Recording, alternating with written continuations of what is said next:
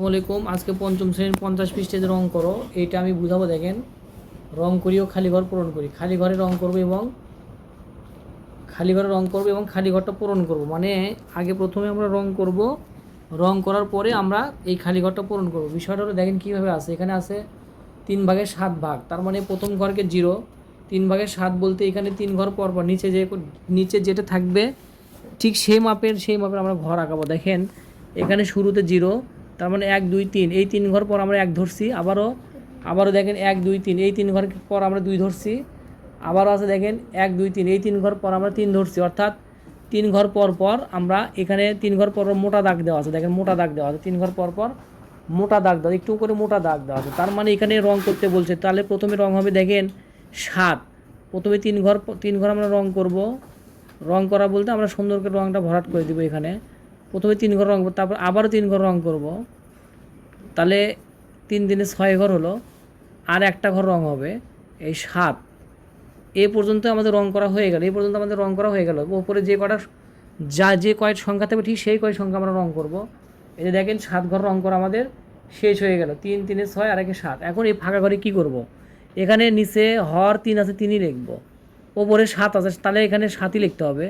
তাহলে উপরে 7, এখানে 3 যদি করি, দেখেন 3 রাবার দাও তো রাবার। এখানে দেখেন আমার 7 হবে। দেখেন এখানে 3 দুগুণে যদি 6 করি, আর এখানে যদি 1 যোগ করি, তাহলে আমার আসে কত? 3/7। আমার কিন্তু এটা হয়ে গেল। এটা কিন্তু আমরা এখানে কিন্তু আমরা লিখবো কত? 3 দুগুণে 6, আর এখানে লিখবো 1, তাহলে আমার 7 হবে। সেম একই কাহিনী। এখানে দেখেন, এখানে প্রথমে কত ঘর আছে? 5 ঘর আছে। প্রথমে এই যে নিচে 5 ঘর আছে হরে, তাহলে প্রথম 5, এখানে 0 থেকে প্রথম 5 ঘরকে আমরা 1 ঘর ধরবো। আবার প্রথম 5 ঘরকে আমরা 2 ঘর ধরবো। আবার প্রথম 5 ঘরকে আমরা 3 ঘর ধরবো। আবার প্রথম 5 ঘরকে আমরা 4 ঘর ধরবো। এইভাবেই করতে হবে। আপনারা হয়তো বলবেন এখানে 3 ঘর পর্যন্ত হলো, আবার এখানে 4 ঘর পর্যন্ত কেন হলো? কারণ এখানে 16 আছে।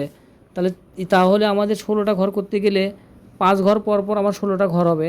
তো যাই হোক, সেটা কথা না। আমাদের এখানে রং করতে বলে রং করি। এখানে 5 ঘর পর পর রং করতে বলছে, অর্থাৎ ওপরে 16 আছে, 16টা ঘরেই আমাদের রং করতে হবে। তাহলে প্রথম 5 ঘর আমরা রং করে নিচ্ছি।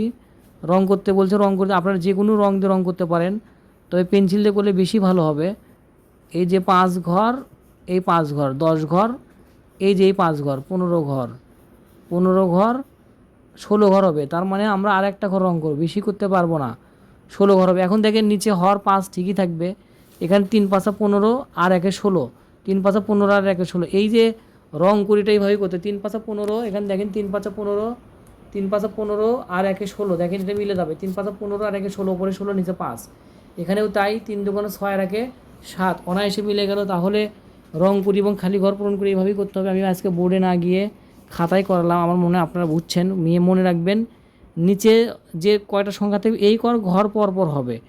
তো এখানে উপরে 7 আছে, 7টা ঘর রং হবে। এখানে উপরে 16 আছে, 16টা ঘর রং হলো।